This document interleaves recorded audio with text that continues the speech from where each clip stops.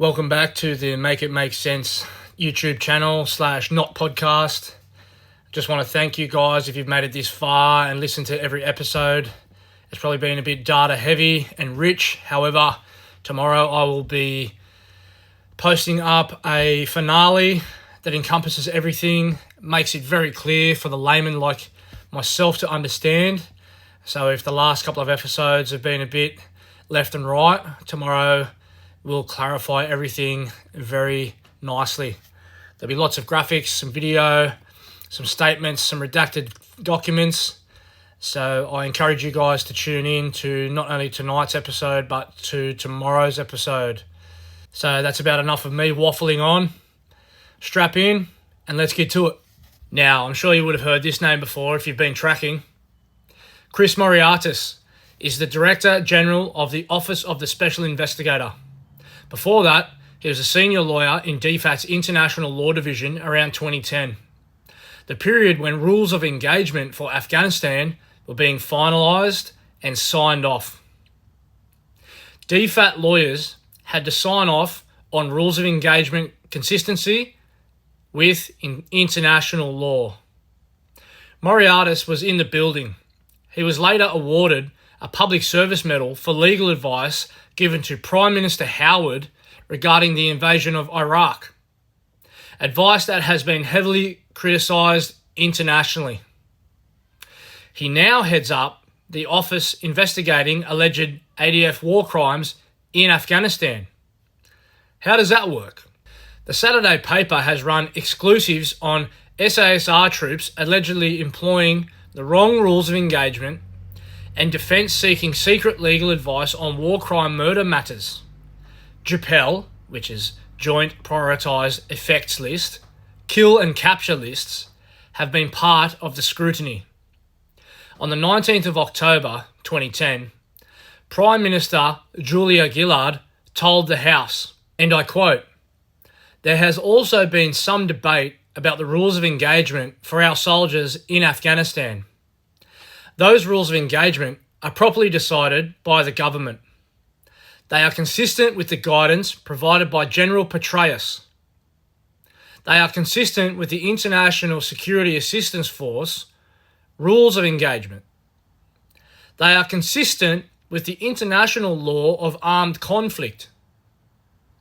I believe the rules of engagement are robust and sufficient for the mission in Uruzgan Province."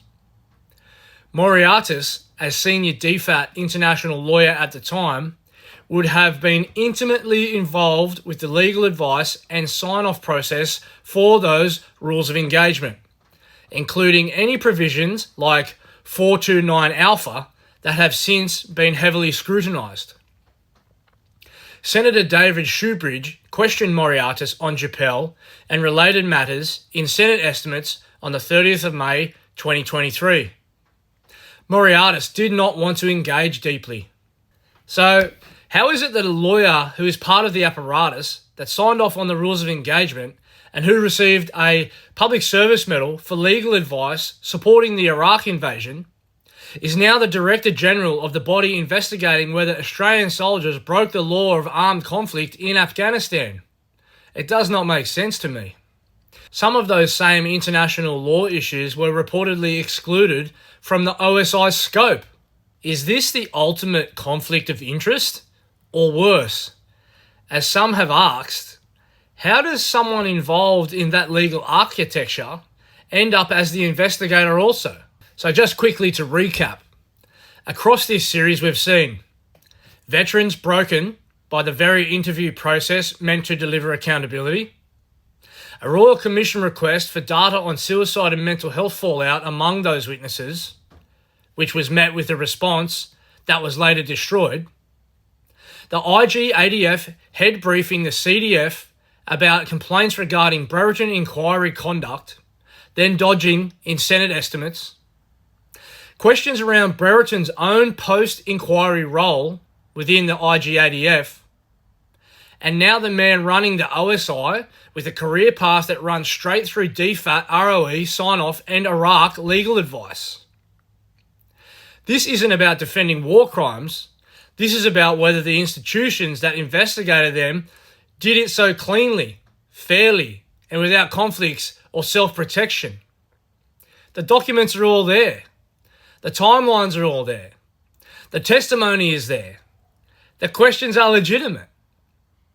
If we're serious about accountability, real accountability, then it has to apply to everyone, not just the soldiers on the ground, not just the patrol commanders, but the entire chain, the inquiry processes, the evidence handling, the people who ran them, and the conflicts at the very top. And let's not forget our friends at the ABC and Channel 9. So now, I want you to comment below. Which part of this series hit hardest? Should there be a proper public examination from how these inquiries were actually run?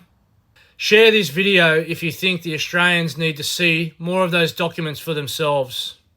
I'd just like to thank you for tuning in. I hope it hasn't been such a drag for you that you lost track. But one thing I will do is post another video tomorrow going over everything more succinctly. I'll have all the evidence, documents, videos, and other paraphernalia that the government tried to squash, hide, or destroy. So as always, follow for more of the truth you won't hear in the mainstream media. Share this with the people that you care about. The fight continues. Make it make sense. But most importantly, free the boys. Walls are shaking, ground is cold. Every secret will be told.